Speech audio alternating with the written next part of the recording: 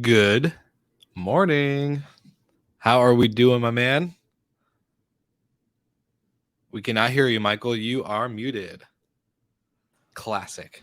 Way to get the week going. There we go. I'm here. I am not traveling this week. You are. So no excuses for bad audio on my side.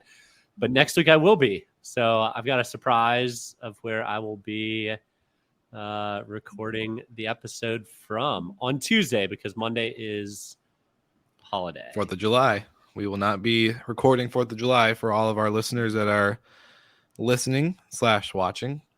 Be ready for July. We will 5th. be on the 5th of July. 5th of July. There we That's go. right. Hey, Golden, what do you call a podcaster that specifically travels to a conference to do podcasting, but forgets their microphone stand? An attendee. Yeah, basically that's what's gonna happen because I'm rocking the no microphone stand today. So that was a cool oopsies when I was unpacking. Well, you can just carry it. We're rocking it, dude. You gotta get one of those little mini mics that you can interview people with. Pinky out. We're fancy holding the microphone today. Exactly. Yeah. Well, super excited. I'm in Orlando, as just kind of mentioned, traveling, podcasting for a conference. For those who don't follow on LinkedIn, definitely recommend you should. Shameless plug to go follow me on LinkedIn there. But here in Orlando, Florida, for HITEC, we're here at the Hotel Technology Conference, basically. And we are going to be at booth number 2007 with my good friends and new friends, which I'm excited to jump into and tell you about, called HITEC. So if you've never heard of HITEC, they are a cashless and appless tipping platform for all of hospitality, whether in your short-term rentals, hotels, restaurants, you name it, theme parks, Disney, you never know. You could get tipped immediately without having to have an app. So pretty cool. So I'm excited to jump in to see other technologies in the industry that are coming up, see what's going to change. As a hotel guy, I wasn't always the biggest fan of the tech that we had. So I'm excited to see what's changed. And were you not a fan of the tech that you used, or did you just not like using tech? Not a fan of the tech that we had because it wasn't very good. I'm a fan of tech. I love tech, but only good tech. You know what I'm saying? Yeah. I feel you. Cool. Well, it's been, it feels like it's been a couple weeks since you and I have been on air together. How have you been? Have you traveled any? What's the deal? I traveled yesterday. Well, besides that. Yeah. So last week, I know the show last week was all about travel delays and all the issues. And I was at a wedding 2 weekends ago in Wilmington, North Carolina. My brother's flight was canceled. My cousin's flight was canceled after they had already flown a segment with a 10-month-old baby. They spent 2 days in Dallas, got shipped to Chicago, spent 1 day in Chicago, and then finally made it on the morning of the wedding. Jeez. And so instead of having a nice couple days at the beach beforehand, they spent a day at the wedding and went home. It's a mess out there. It's a mess. Yeah. So to recap last week, since you were sick, we called in our good friend, Sarah Danishi, who is a travel expert, a travel influencer. She's also the founder of Ask a Concierge. She's a best-selling author, really good friend of the network, friend of the show, just friend in general. If you want to learn more about her, you can go to her Slick Talk episode. But she joined me to kind of cover this because I kept seeing more and more. Obviously, you and I both kept seeing more and more of these articles, right? Delta Airlines or United or American cancel X amount of flights or delays and all this other stuff going on. So she pretty much jumped in and kind of gave us a fair warning of the one thing to pack this summer while you're traveling, especially for you business people, all of us going to conferences. The number one thing to pack is patience, because this is going to be a common theme that we're going to see throughout the summer. She also gave some really good tips, not to put everything into your checked luggage, have a couple, maybe pair change of clothes, anything like that in your carry-on stuff, just to make sure that you are prepared for that. We don't want to be SOL with everything lost and confused, like a lot of the people that I've seen when they get to their destination without their luggage or without I've Yep. never understood. I know there's certain circumstances, but I never understood why people check luggage. Just carry it on. Just like you never have to worry about a lost bag if you carry it. Yeah, 100%. I'm that guy. My backpack and then my carry-on, which is full of all my clothes, underwear, socks, toothbrush, toothpaste, toiletry stuff, everything you need. If it's Granted, 1 night or 2 weeks, I pack the same bag. Doesn't matter. 2 weeks. Yeah. See, that's the thing. I think a lot of people get in their head when they're traveling, especially if you're staying in a hotel. Sometimes it's like you have to bring all these changes of clothes because laundry availability is more likely not going to be very good. But I think just plan on doing laundry if you're going to be out that long. I know you were purposefully segueing there, but there's a nice segue for ancillary revenues for your properties, whether it's hotels or short-term rentals. And obviously they look different in hotels than in short-term rentals, but everyone got record highs last year with ADRs, especially on the short-term rental side, probably less so on the hotel side. Yeah. But now we're looking to squeeze a little bit more this year to match last year's revenue. And the only way to do that is through ancillary revenue. Laundry services in a hotel, it's real. Whether you lost a bag or you packed very lightly and need to do laundry, it's a nice thing to offer. But don't make it $80 to do a load of laundry. No one's going to do it. Yeah. Very few people would do it. But we're looking at Storied. We're looking at buying a couple hotels, and the whole model, it's not rocket science, is find places to add revenue, whether it's adding a restaurant, adding a bar, adding a spa, or even converting that rarely used common space, try and squeeze 2 or 3 more rooms into the hotel. If you can juice revenues just a touch, it goes a long way. Adding 1 room to a 20-unit room, that's 5% added to your revenue. Yeah. If my math is right. I think that's right. But it's not rocket science. So, what are some of the companies you've seen on the short-term rental side that are juicing revenues and able to help hosts and property management companies? Yeah, there's a couple, and to give a couple shout outs. Well, I noticed 2 weeks ago at the short-term rental wealth conference in Nashville, a company called the Host Co. They're a great company that's representing this extra in-stay revenue stream that is possible for hosts, because what they've done is create a very nice and clean, e-commerce store, basically storefront for hosts that, if it's ibuprofen, because maybe you are a host in Nashville and you know what happens in Nashville, right? Like the bachelorette party destination of the country. So, ibuprofen, maybe it's, like extra phone chargers, all this extra stuff that you can easily do. And it just starts making money for you. So, simple things like that. And then even another company shout out would be Minoan. They're very design centric, but they allow your guests to experience and take home. Maybe it's a lamp, maybe it's the shampoo, maybe it's who knows? There's so many different things that you can do. Granted, they're not going to take it out of your unit and, go like end up leaving your property without a bed or without shampoo, but they're able to then experience it first before they buy it. So it's making the shoppable experience more upfront and more like kind of subliminal, really. I know if I really like something at a property and I want it, I'm going to scan the code and I will buy it and make sure it's shipped to my door by the time I get home. So something like that, those are simple, easy revenue streams that don't really require a lot of work, I think. Yeah. There's things that you can do even if you're just a single host too. Like, people are increasingly wanting a little more customization or a little more fanciness in their life that they may not have had. And something I've seemed to be seeing more often is hiring private chefs. And it could just be a deal you have with 1 or 2 chefs that you throw them a night or whatever, then they kick you back $100, $200, whatever. Seriously. It doesn't have to be through some big platform that's aggregating it for you. You can do it yourself. Yeah.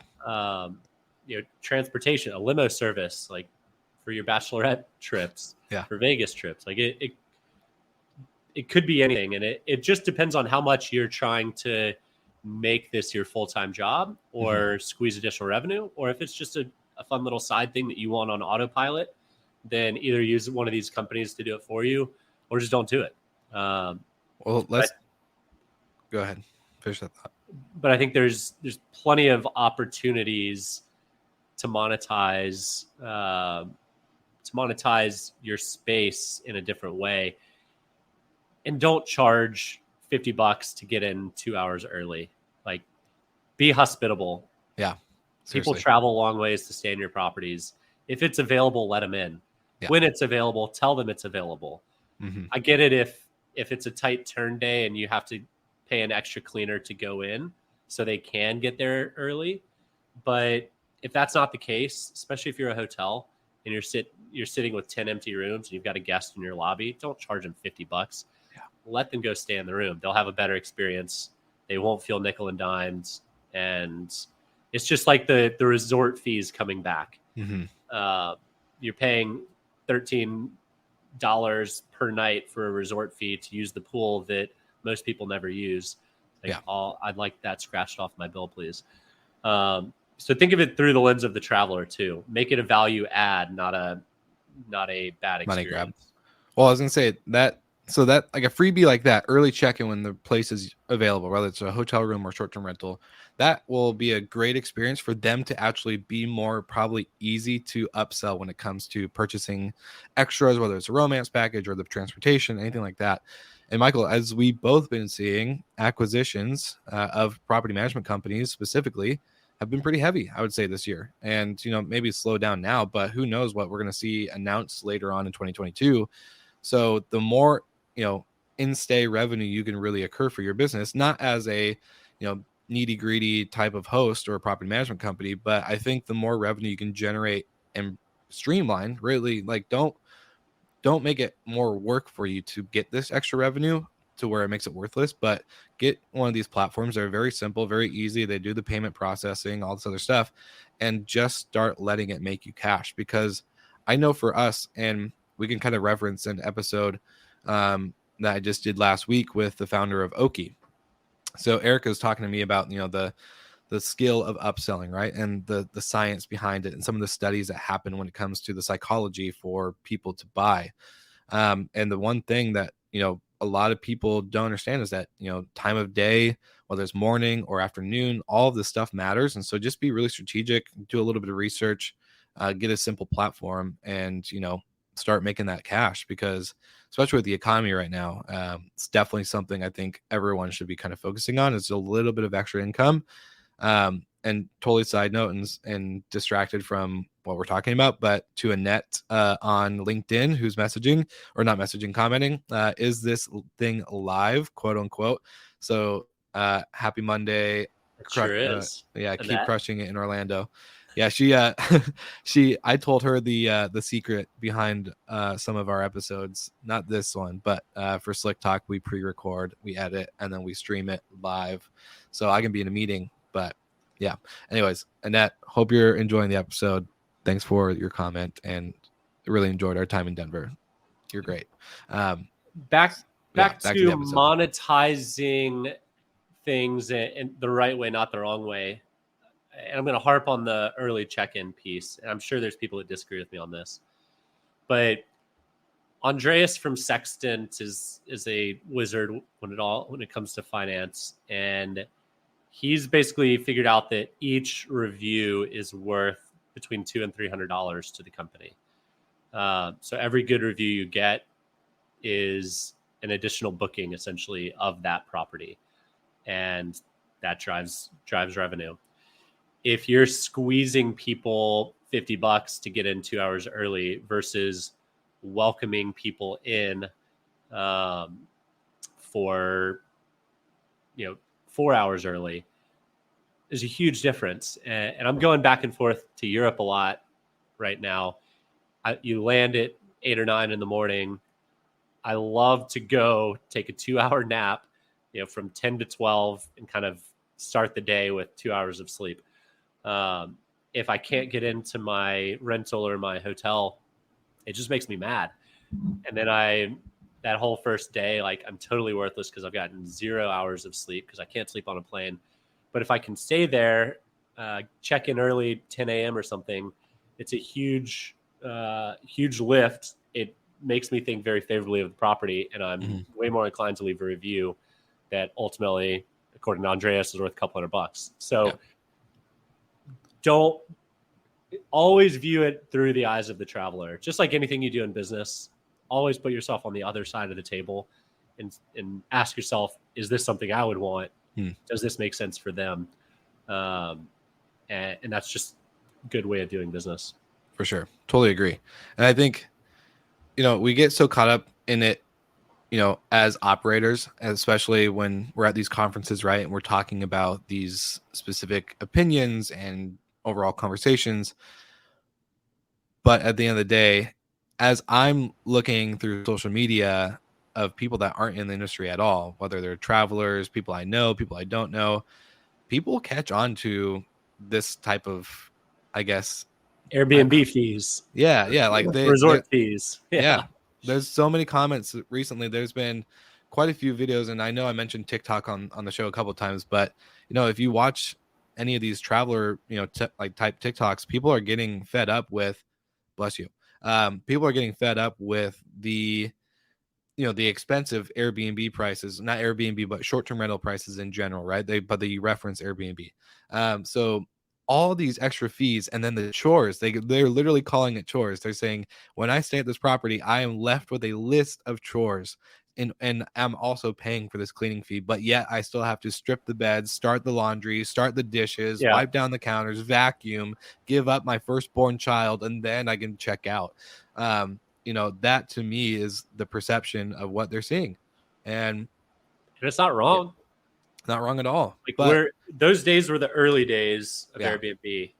Those days are over. Like, I roll my eyes when I see a host ask me to take the sheets off the bed. Yeah.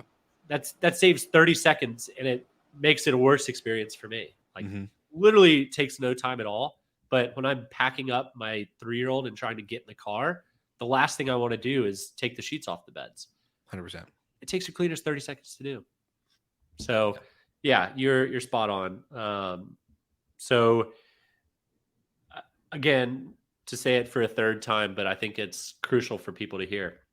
If you're not putting yourself in the traveler's standpoint from their perspective, you're missing the boat on positive revenue and negative revenue. Yeah. One of the things that I've never understood, when you're at a great restaurant, you have fantastic service, and you're waiting to pay, and the bill takes 20 minutes to come out. You just ruined the past hour and a half of fantastic service and great meal by not finishing it off. 100%. And if you finish it off, you're gonna be rewarded for it. Always look at what it's like. Heck, even stay in one of your properties. Have one of your friends stay at, one of your family members stay in it. They'll tell you everything that's wrong. One of the things I always do when I'm staying in short-term rentals, not in a critical way, but just trying to help out the operator, the owner, telling them all the little things that I've noticed that could be improved. Most people appreciate it. Some people don't like it, but can't please everybody. Yeah, seriously. Well, to go back into the conversation too. So I think if we tie in reviews, so I early in the episode mentioned why I'm here in Orlando. We're here with UTIP. We're talking about this conversation of money, right? So one thing that we've seen from just learning more about the product and more about the company of UTIP is that short-term rental operators, hotel operators, you name it, anyone that is a hospitality business, so right now we all know labor is a pain, right? Like, hiring anybody is just almost impossible. But people are looking for better options when it comes to employment through their employers. They're not just looking for pizza parties anymore. They're not looking for, employee of the month. None of that stuff matters. They want to be recognized in the sense of pay. And so one thing that I noticed from going through like UTIP studies is that any property with short-term rentals, like easiest thing to do is to have a QR code that says, if you enjoyed your stay, my name's Mariana or whatever your housekeeping team's names are, you can make it personal, say, would love to see your positive feedback in a review. And guess what? They can leave a review in the UTIP platform, and then they can also tip. So that is an instant payout and KPI indicator for your company and your team. They get paid and you get a 5-star review you can use as a testimonial example of what it means to really run your business from a guest perspective, because guests that are staying and leaving are leaving instant feedback. They're not going to Airbnb or Vrbo or any of these other platforms to do it. They're doing it to you guys directly. So this is one easy thing, I think, if we start looking at the future of hospitality as a whole, rather just short-term rentals or just, hotels, restaurants, every company, Disney could start implementing this immediately. Because I don't know, but Michael, do you carry cash anymore?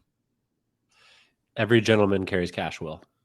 I absolutely always have cash on me. How much? How much do you carry?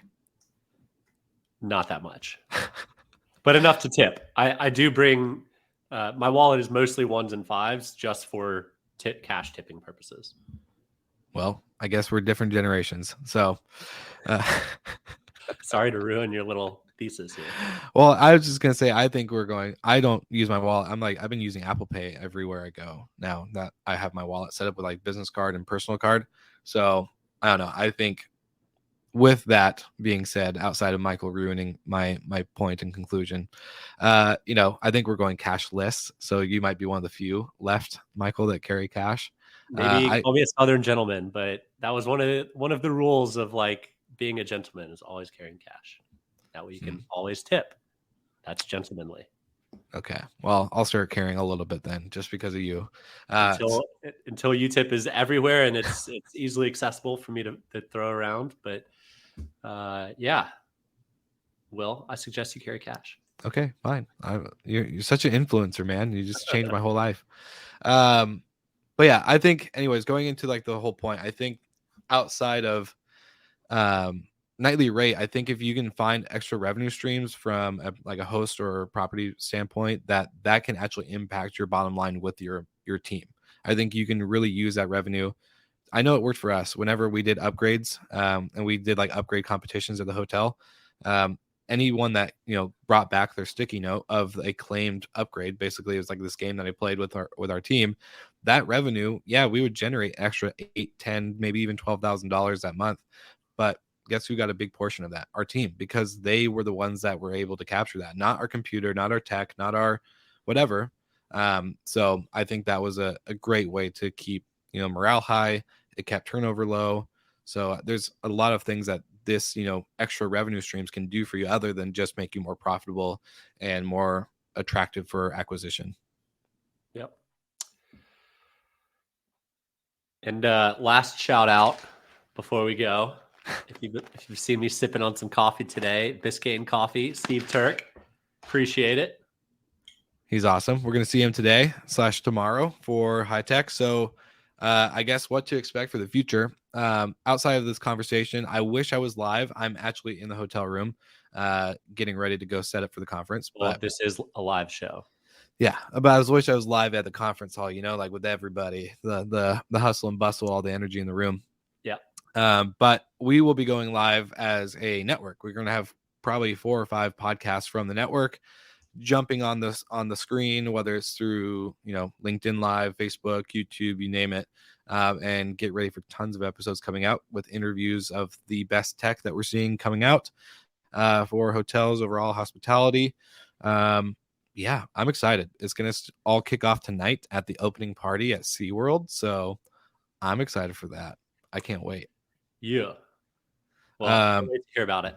Yeah. And then I'm going to probably call Michael a couple times and say, hey, we got this really good guest lined up. Do you want to join up on a Good Morning Hospitality? We might do a couple bonus episodes this week. I'm down. Who knows? Let's do it. Down? All right. Well, I think we're going to wrap this up a little quick. Not short, quick, whatever. I need more coffee. I'm not with my Biscayne coffee pot today because I'm on the road. But such a good episode. If you felt like you learned anything on, extra revenue, please feel free to like and subscribe, comment, share, reach out, DM, email, mail us, postcards, whatever, you name it. Give us your address, Will. Yeah, gonna do that one out loud. Yeah, no, we would love to hear from you. We are excited for the direction of the show. We have some cool and exciting announcements coming up in the next couple of weeks, as well as more amazing guests, more amazing topics. So let us know what you want to hear. If you're listening on Apple, Spotify, anything, you can look in the show notes. There's a link to do some topic submissions plus industry news. If you are part of the industry, you're more than welcome to give us your press releases, all that good stuff. Michael, anything from you, my friend? Safe travels. Can't wait to see what kind of tech you uncover, and I can't wait to show you where I'm going live from next week. I know, I can't wait either. I wonder if it has anything to do with a castle, maybe? We'll find out. We'll find out. Tune in next week, and good morning and good night / good afternoon to wherever you are.